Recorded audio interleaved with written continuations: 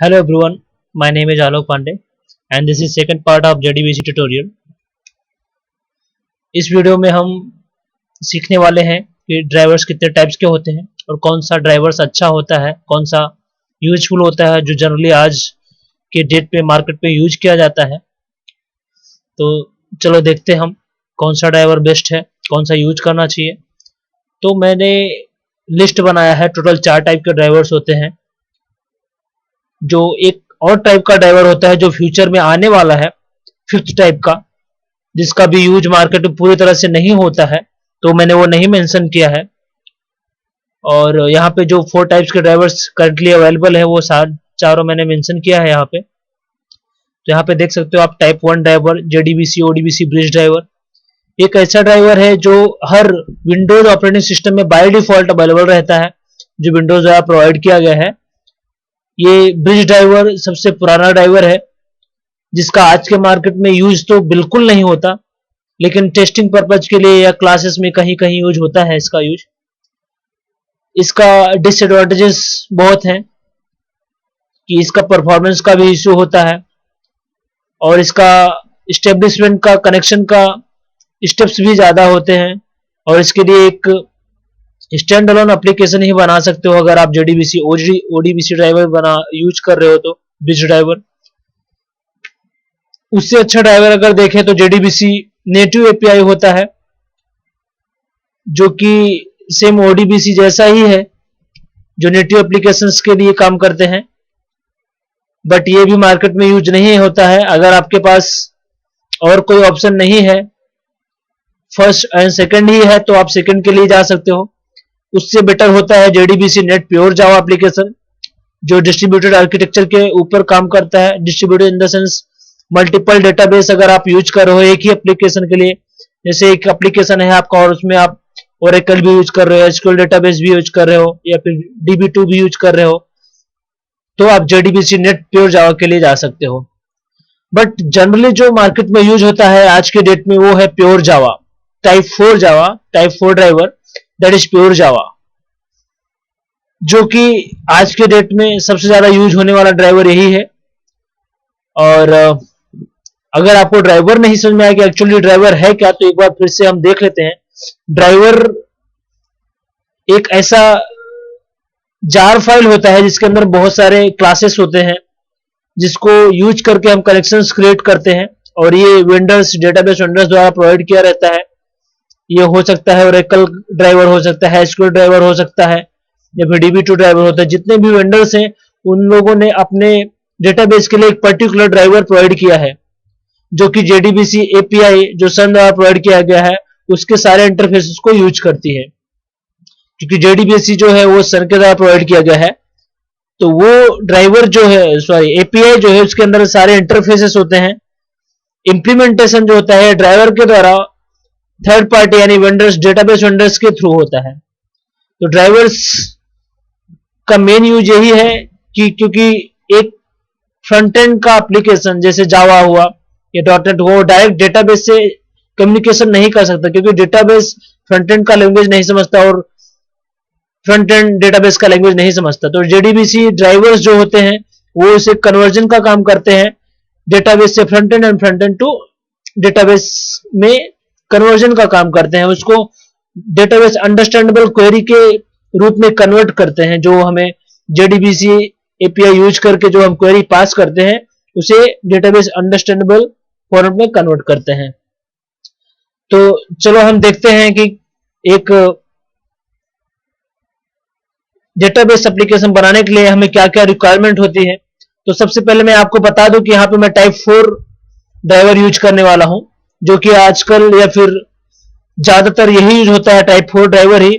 आपको सिर्फ एक सिंपल जार फाइल डाउनलोड करना होता है और उस जार फाइल को आपको अपने फाइल में इंक्लूड करना होता है, फिर आप उसको कंप्लीटली यूज कर सकते हैं। तो जैसा कि मैंने फर्स्ट लेक्चर में बताया था कि हमारे पास टोटल 5 से 6 का स्टेप्स होते हैं एक डेटाबेस बेस्ड एप्लीकेशन बनाने के लिए।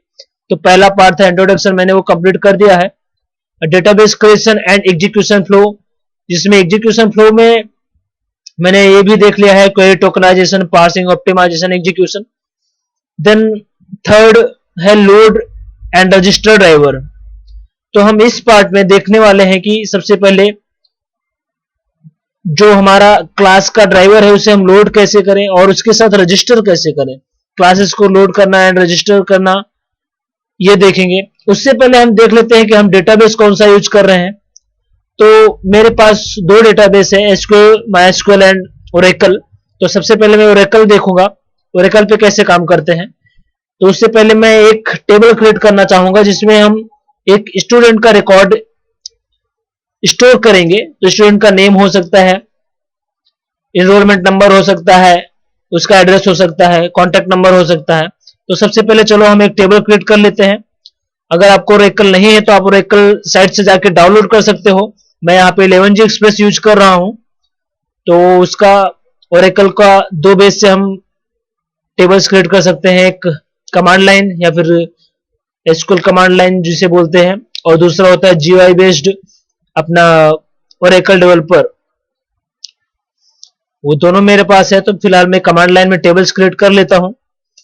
तो सबसे पहले कनेक्शन क्रिएट करो, जो आपने कनेक्शन बनाया है ओरेकल का या फिर यूजर नेम पासवर्ड जिसे बोलते हैं। तो सबसे पहले con connect, con in the sense connect, then आपका सिस्टम जो भी आपने नाम दिया है, सिस्टम स्लैश पासवर्ड जो भी दिया है आपने, यहां पे एंटर करना है।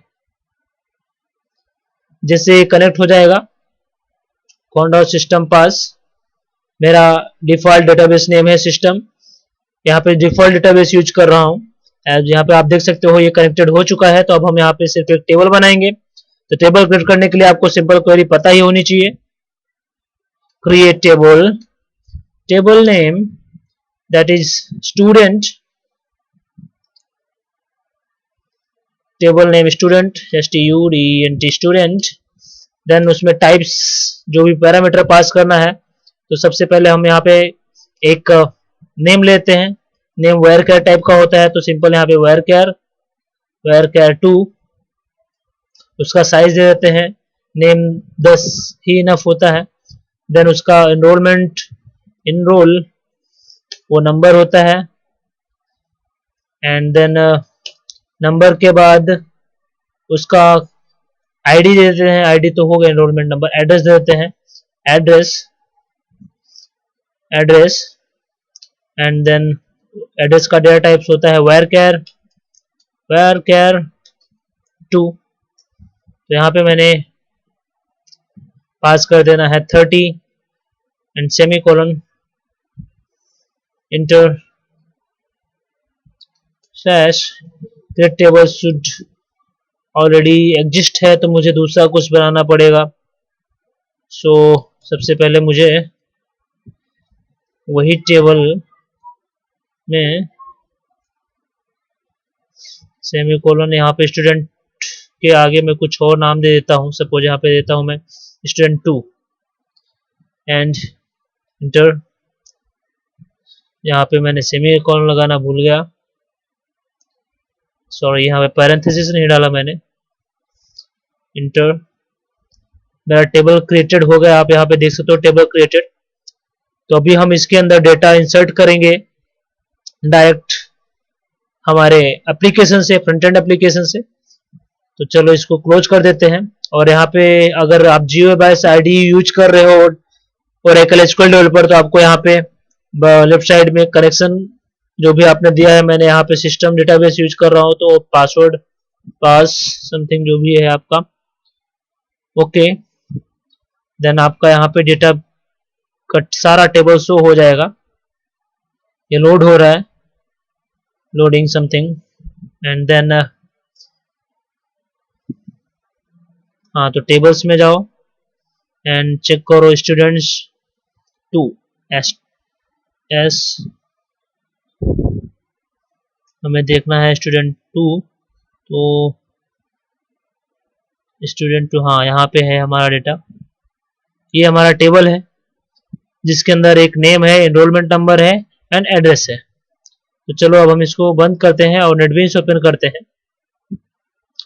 तो चलो नेटबीन्स ओपन करते हैं। तो सबसे पहले मैं अपना बाय डिफॉल्ट एप्लीकेशन जो है वो बंद कर देता हूँ। तो एक नया प्रोजेक्ट बनाते हैं, फाइल न्यू प्रोजेक्ट, हम एक वेब एप्लीकेशन बनाने वाले हैं यहाँ पे। तो फॉर्म बनाना है, एक HTML में फॉर्म बनाएंगे, वहां से यूजर से डेटा लेंगे। और अगर आपको डेस्कटॉप एप्लीकेशन बनाना है तो सेम वे उसमें भी रहेगा, सब कुछ सेम रहने वाला है। खाली जो इनपुट लेने वाले हैं हम यूजर से वो फॉर्म के थ्रू आएगा, उसमें स्विंग एप्लीकेशन या फिर कुछ और एप्लीकेशन आप यूज कर सकते हो। तो यहाँ पे मैं एक नेम दे देता हूँ, data connection something, finish, next करो। क्लास फिश सर्वर मैं यूज कर रहा हूँ यहाँ पे, फिनिश। ये लोड हो रहा है, तब तक ये सारे मैं क्लोज कर देता हूँ जो अनयूज्ड विंडोज है। Close admin something. हाँ, तो हमारे पास एक HTML का पेज ओपन हो गया है। तो हम इसमें फॉर्म क्रिएट कर लेते हैं फटाफट। फॉर्म नेम जरूरी नहीं होता, अगर आपको चाहिए तो डालो या फिर मत डालो। फॉर्म नेम, मेथड हम गेट यूज करते हैं क्योंकि हम एक सर्वर पेज बनाएंगे जिसमें हम डेटा लेंगे और वहीं पे हम डायरेक्ट कनेक्शन क्रिएट करेंगे। तो एक गेट मेथड यूज करेंगे एंड देन हम एक्शन देने वाले हैं, ACTION एक्शन। हमारा सर्वर का जो भी नेम रहेगा यहाँ पे पास करना है। तो मैं यहाँ पे डाल देता हूँ कनेक्शन समथिंग, ठीक है, /फॉर्म, कंट्रोल सेव। तो ये वीडियो थोड़ा बड़ा हो रहा है तो मैं इसमें सिर्फ फॉर्म बनाता हूँ और नेक्स्ट वीडियो में हम सर्वर क्रिएट करेंगे और कनेक्शन का देखेंगे। तो फटाफट हम एक फॉर्म बना देते हैं। इनपुट टाइप जो भी है, input type text, and then pass करते हैं हम यहाँ पे नेम में हम दे देते हैं टेक्स्ट, नेम में हम दे देते हैं यहाँ पे एक टेक्स्ट का नेम जो भी देना है, सपोज यहाँ पे नेम दे देते हैं। And then shift home, copy paste कर, Ctrl+C, Ctrl+V, सिंपल। यहाँ पे इनपुट टाइप यहाँ पे सबमिट कर देते हैं, सबमिट, Ctrl+Z, क्योंकि हमारा 3 तो Ctrl+V, हमारा 3 टेक्स्ट फील्ड रहने वाला है जिसमें एक नंबर, एनरोलमेंट और वो लेने हैं। लास्ट में एक सबमिट बटन रहेगा, तो एक सबमिट बटन लेते हैं। ये वीडियो थोड़ा बड़ा हो रहा है तो इसको हम इस वीडियो में स्टॉप करते हैं, नेक्स्ट वीडियो में देखेंगे। देखने के लिए धन्यवाद।